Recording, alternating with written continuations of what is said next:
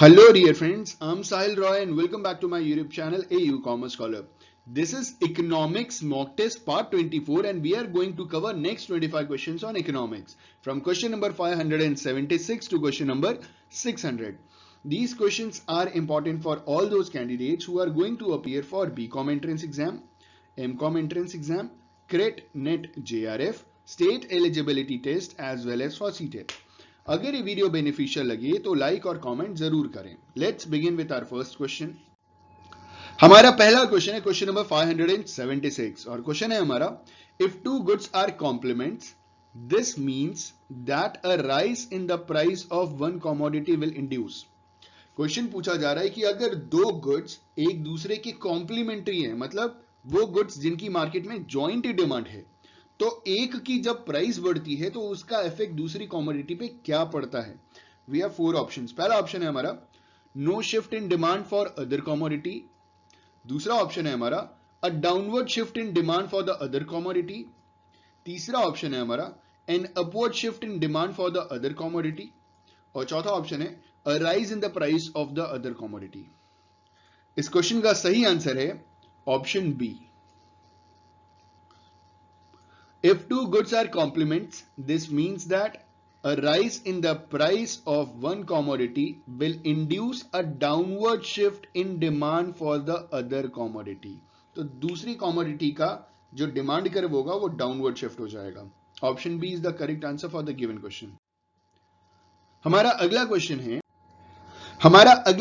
है question number 577. Question है हमारा the law of demand is the one विच. जो लॉ ऑफ डिमांड है उसमें क्या स्पेशलिटी होती है, मतलब क्या खासियत होती है. We have four options. पहला ऑप्शन है कैन बी कंप्लीटली डिस्कार्डेड. दूसरा ऑप्शन है has numerous exemptions and therefore not helpful. तीसरा ऑप्शन है can not be verified and therefore unrealistic. और चौथा है is a fundamental importance and leads to broad conclusions. इस क्वेश्चन का सही आंसर है ऑप्शन डी. अगर मैं पूरा स्टेटमेंट रीड करूं तो आपको क्लियर हो जाएगा. The law of demand is the one which is fundamental importance and leads to broad conclusions. Option D is the correct answer for the given question. हमारा अगला क्वेश्चन है क्वेश्चन नंबर 578. क्वेश्चन है हमारा which of the following is a cause of a movement along the demand curve.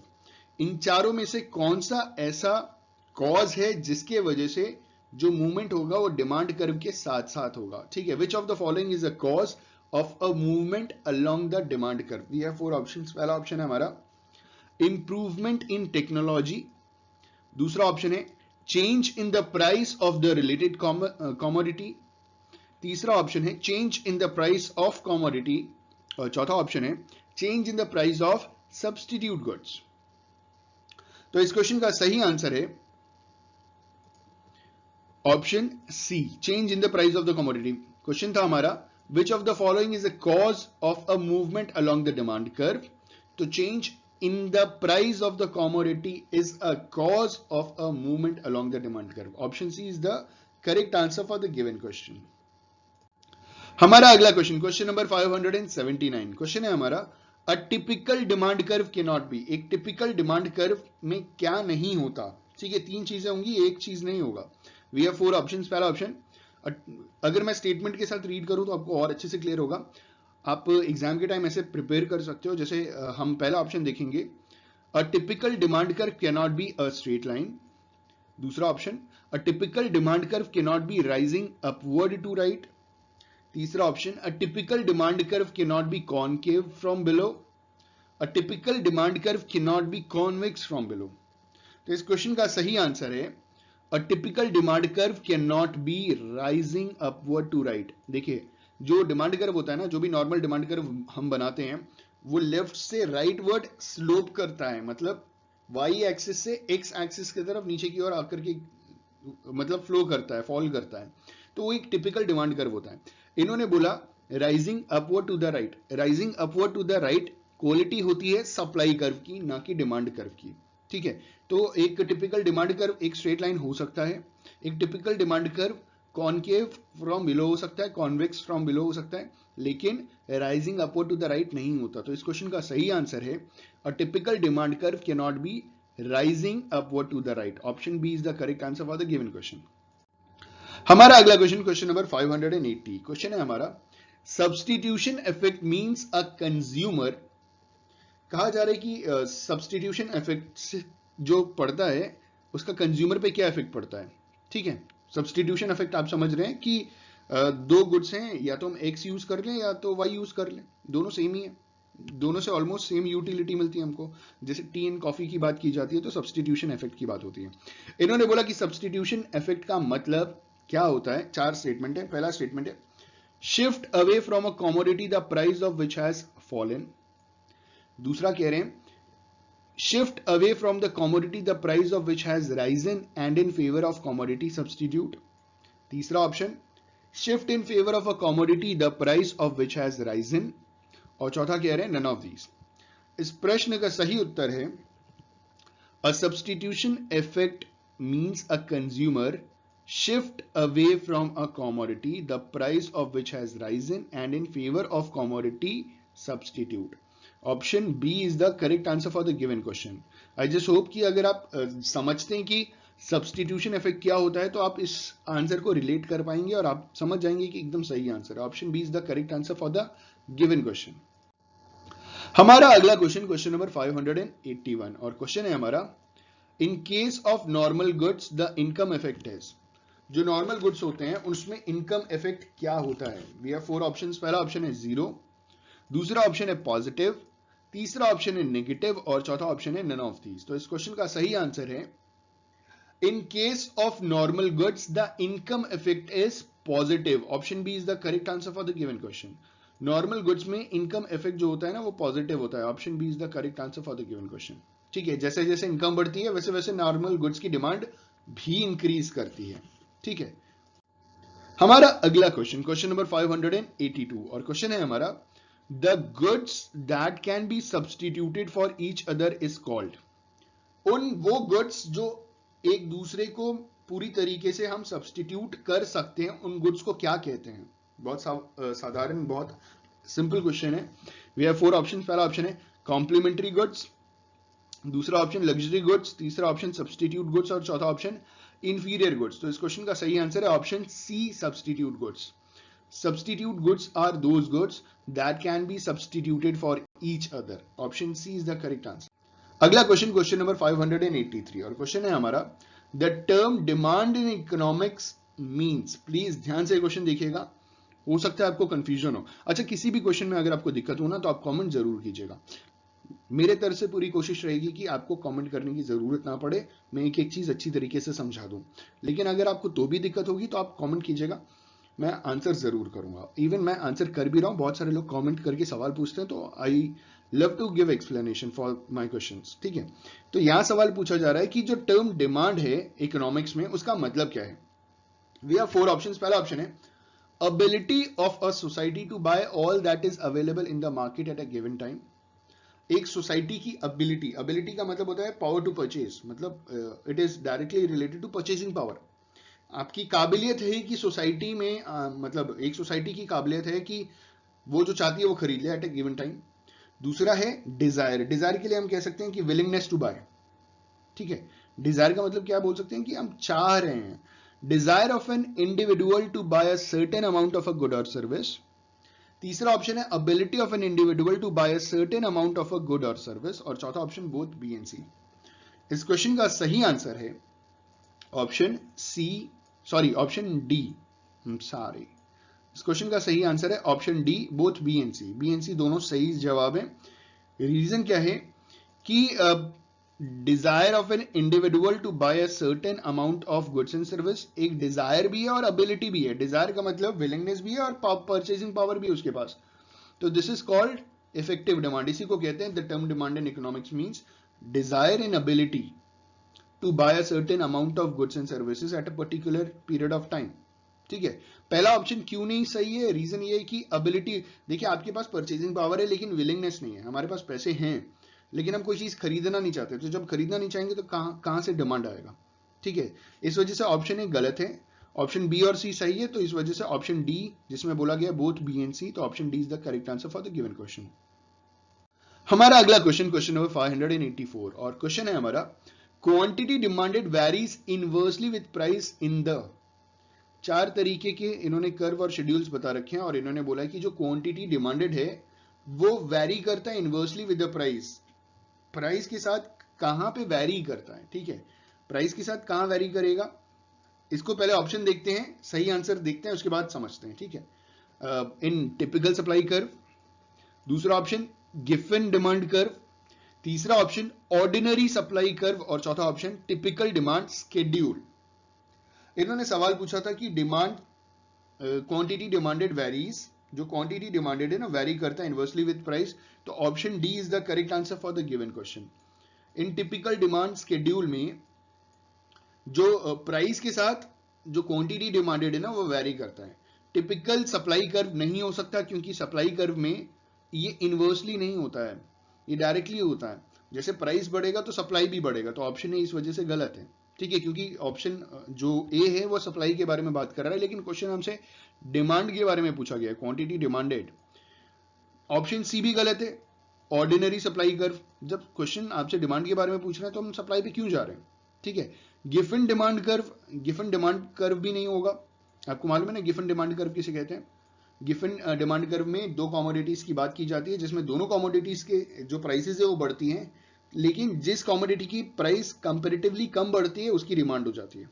तो इन्होंने सवाल पूछा था कि quantity demanded varies inversely with the price in the typical demand schedule. आप डिमांड स्केड्यूल बनाइएगा तो आपको साफ साफ देखने को मिल जाएगा प्राइस के बढ़ने घटने से क्वांटिटी का बढ़ना घटना, ठीक है। Option D is the correct answer for the given question.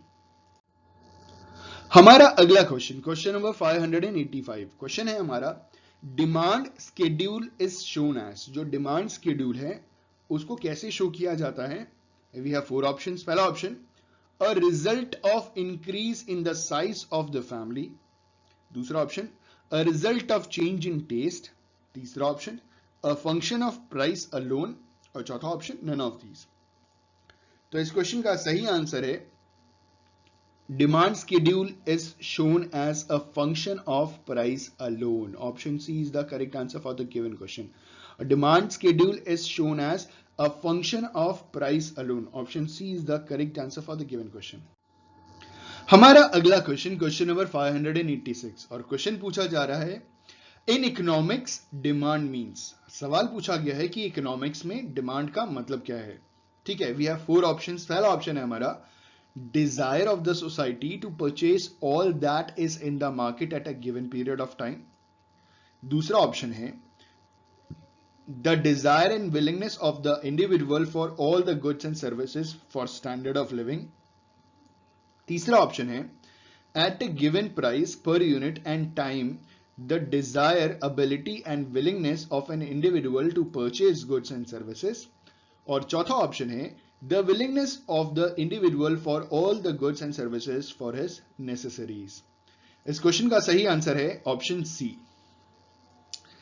तो इकोनॉमिक्स में एग्जैक्टली डिमांड का मतलब क्या होता है, जहां पे डिजायर है, एबिलिटी है, विलिंगनेस है, पर्टिकुलर टाइम पीरियड भी है, और आपके पास, आपको मालूम है प्राइस कितना है, आप पे भी कर सकते हो क्योंकि आपकी एबिलिटी भी है, ठीक है, एक इंडिविजुअल की to purchase goods and services. Option C is the correct answer for the given question. एक बार वापस हम दोहराएंगे, in economics demand means at a given price per unit and time the desire, ability and willingness of an individual to purchase goods and services. Option C is the correct answer for the given question. हमारा अगला question, question number 587, question है हमारा, the law of demand states that। ठीक है, पूछा जा रहा है, law of demand states that. We have four options. पहला ऑप्शन है, when income rises demand rises. मतलब पूछ रहे लॉ ऑफ डिमांड का मतलब बता दीजिए, तो ये कह रहे when income rises demand rises, जब इनकम बढ़ती है तो डिमांड बढ़ जाती है, क्या लॉ ऑफ डिमांड ये कहता है। दूसरा option, when price rises demand rises, जब प्राइस बढ़ता है तो डिमांड बढ़ जाता है, क्या लॉ ऑफ डिमांड ये है। तीसरा option, when price falls demand rises, और चौथा option, when income and price rise demand rises. इस क्वेश्चन का सही आंसर है option C. The law of demand states that when price falls demand rises. Law of demand ये कहता है कि जब प्राइस फॉल करता है तो डिमांड राइज कर जाता है। Option C is the correct answer for the given question. हमारा अगला क्वेश्चन, क्वेश्चन नंबर 588, क्वेश्चन है हमारा, the demand curve for a commodity always moves. जो डिमांड कर्व है ना किसी कमोडिटी की, वो किस डायरेक्शन में मूव करता है ग्राफ में, ठीक है। We have 4 options. पहला ऑप्शन है upward from right to left, दूसरा option downward from right to left, तीसरा option parallel to horizontal axis, और चौथा option downward from left to right. इस क्वेश्चन का सही आंसर है the demand curve for a commodity always moves downward from left to right. Downward from left to right आपको मालूम है ना ग्राफ कैसे बनता है, ये वाई एक्सिस, ये एक्स एक्सिस, और ये इस हिसाब से डिमांड कर्व मूव करता है। तो ये लेफ्ट साइड हो गया और ये राइट साइड हो गया, आप जान रहे हैं इसको। तो ये डाउनवर्ड मूव कर रहा है from left to right. Option D is the correct answer for the given question. The demand curve for a commodity always moves downward from left to right. Option D correct answer है। हमारा अगला question, question number 589, question है हमारा, which goods has income elasticity greater than 1 and which has less than 1। सवाल पूछा जा रहा है, हमें दो गुड्स के बारे में बताना है। एक ऐसा गुड जिसकी इनकम इलास्टिसिटी 1 से ज्यादा है, और एक ऐसा गुड जिसकी इनकम इलास्टिसिटी 0 से हैज लेस देन 0, 0 से भी कम है, ठीक है। हैज लेस देन 0 बहुत कम है मतलब, ठीक है। We have 4 options. पहला ऑप्शन लग्जरी इंफीरियर, दूसरा ऑप्शन लग्जरी नॉर्मल, तीसरा ऑप्शन नॉर्मल लग्जरी, और चौथा ऑप्शन नॉर्मल इंफीरियर। तो इस क्वेश्चन का सही आंसर है ऑप्शन ए। लग्जरी गुड्स वो गुड्स होते हैं जिनकी इनकम इलास्टिसिटी ग्रेटर देन 1 होती है, जैसा क्वेश्चन में पूछा जा रहा है, इनकम इलास्टिसिटी ग्रेटर देन 1। और इंफीरियर वो गुड्स होते हैं जिनकी लेस देन 0 होती है, income elasticity has less than 0। तो option A is the correct answer for the given question. हमारा अगला क्वेश्चन, क्वेश्चन नंबर 590, क्वेश्चन है हमारा, other things being equal a decrease in demand can be caused bye. सारी चीजों को हम बराबर कर देते हैं, अदर थिंग्स बीइंग इक्वल, उसके बावजूद अगर किसी कमोडिटी की डिमांड फॉल कर रही है, डिक्रीज कर रही है, तो उसका बेसिक रीजन क्या है, ठीक है। We have 4 options. पहला option a rise in the price of commodity, दूसरा option a rise in the income of the consumer, तीसरा option a fall in the price of the commodity, और चौथा option a fall in the income of the consumer. तो इस question का सही answer है other things being equal a decrease in demand can be caused by a fall in the income of the consumer. Option D is the correct answer for the given question. क्योंकि हमारे question में पहले ही बोल दिया गया था, पहली line बहुत ध्यान से समझिएगा, अदर थिंग्स बीइंग इक्वल, बाकी चीजें बराबर है, तो उसके बाद क्या है, मतलब सारी चीजें बराबर है, अदर थिंग्स बीइंग इक्वल, तो क्या है, एक ऐसा रीजन है जिससे डिमांड फॉल हो जा रही है, तो आपकी इनकम कम हो जाएगी तो डिमांड फॉल हो जाएगा, ठीक है। Option D is the correct answer for the given question.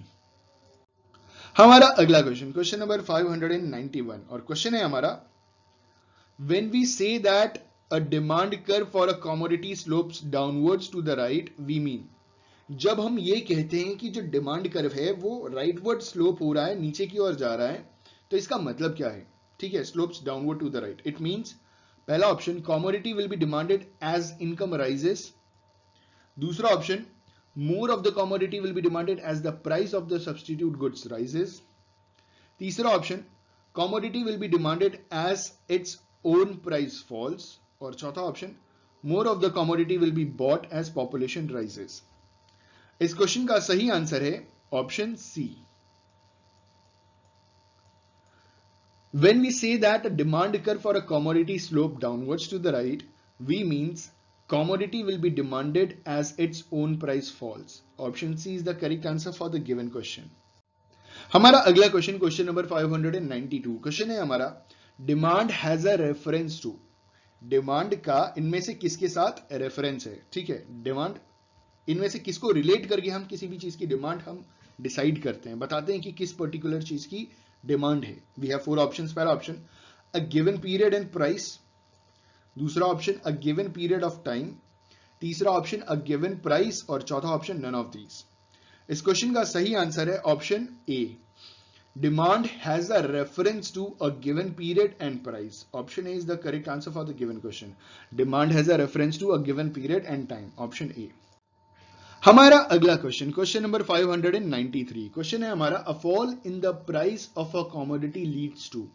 अगर किसी कॉमोडिटी की प्राइस फॉल करती है तो उसका क्या इफेक्ट पड़ता है? We have 4 options. पहला ऑप्शन है अ शिफ्ट इन डिमांड, दूसरा option a rise in consumer real income, तीसरा option a fall in demand और चौथा option a fall in the consumer real income. तो इस क्वेश्चन का सही आंसर है a fall in the price of commodity leads to a rise in the consumer's real income. Option B is the correct answer for the given question. इसका मतलब consumer को कम पैसे में ज्यादा मिलने वाला है, उसे कंपैरेटिवली कम पैसे खर्च करने पड़ेंगे किसी भी कमोडिटी को खरीदने के लिए. ऑप्शन बी सही जवाब है. हमारा अगला क्वेश्चन, क्वेश्चन नंबर 594. क्वेश्चन है हमारा demand can be defined as. Demand can be defined as, we have 4 options. पहला ऑप्शन डिजायर टू बाय, दूसरा ऑप्शन विलिंगनेस टू बाय, ठीक है, तीसरा ऑप्शन एबिलिटी टू पे और चौथा option desire and willingness to buy backed by adequate purchasing power. तो इस question का सही आंसर है option D. Demand can be defined as desire and willingness to buy backed by adequate purchasing power. Option D is the correct answer for the given question. अगला question, question number 595. Question है हमारा An exceptional demand curve is one that moves. एक exceptional demand curve है, वो किस direction में move करता है? We have 4 options. पहला option upward to the right, दूसरा option downward to the right, तीसरा option upward to the left और चौथा ऑप्शन horizontally. इस क्वेश्चन का सही आंसर है An exceptional demand curve is the one that moves upward to the right. Option A is the correct answer for the given question. एक exceptional demand curve वो demand curve होता है जो rightward upward rightward move करता है, मतलब upward to the right direction में move करता है. ठीक है, ये एक एक्सेप्शनल डिमांड कर्व है. Option A is the correct answer, क्योंकि ज्यादातर जो डिमांड कर्व होते हैं वो downward to the right move करते हैं, अपवर्ड टू द लेफ्ट तो कभी जाता ही नहीं है. ठीक है, हॉरिजॉन्टली भी बहुत रेयर है. ठीक है, तो option A is the correct answer for the given question. हमारा अगला क्वेश्चन, क्वेश्चन नंबर 596. क्वेश्चन है हमारा normal demand curve of a commodity, we have 4 options, has a positive slope, is a vertical in shape, is steeply upward in appearance or has a negative slope. ठीक है, तो यहां पे सवाल पूछा गया था a normal demand curve of a commodity has a negative slope. Option D is the correct answer for the given question. एक normal demand curve किसी भी commodity का has a negative slope. ठीक है, option D is the correct answer for the given question. हमारा अगला question, question number 597. Question है हमारा the law of demand is. ठीक है, the law of demand is, we have 4 options. पहला option an indicative statement, दूसरा option a selective statement, तीसरा option a quantitative statement और चौथा ऑप्शन एन इलस्ट्रेटिव स्टेटमेंट. इस क्वेश्चन का सही आंसर है the law of demand is a quantitative statement. Option C is the correct answer for the given question. The law of demand is a quantitative statement. Option C बिल्कुल सही जवाब. हमारा अगला question, question number 598 और question है हमारा if more is demanded at the same price or the same quantity at a higher price, this fact of demand is known as. अगर same price पे ज्यादा डिमांड की जा रही है, ठीक है, और या सेम क्वांटिटी ज्यादा प्राइस पे खरीदी जा रही है, तो इसे हम क्या बोलेंगे? ठीक है, वी हैव 4 ऑप्शंस. पहला ऑप्शन एक्सटेंशन ऑफ डिमांड, दूसरा ऑप्शन इंक्रीज ऑफ डिमांड, तीसरा ऑप्शन कॉन्ट्रैक्शन ऑफ डिमांड और चौथा ऑप्शन डिक्रीज ऑफ डिमांड. इस क्वेश्चन का सही आंसर है option B, increase of demand. अगर सेम प्राइस पे ज्यादा क्वांटिटी खरीद रहे हैं या ज्यादा प्राइस पे सेम क्वांटिटी खरीद रहे हैं, तो this is called increase of demand. Option B is the correct answer for the given question. हमारा अगला क्वेश्चन, क्वेश्चन नंबर 599. क्वेश्चन है हमारा extension and contraction of commodity demanded of a commodity is a result of.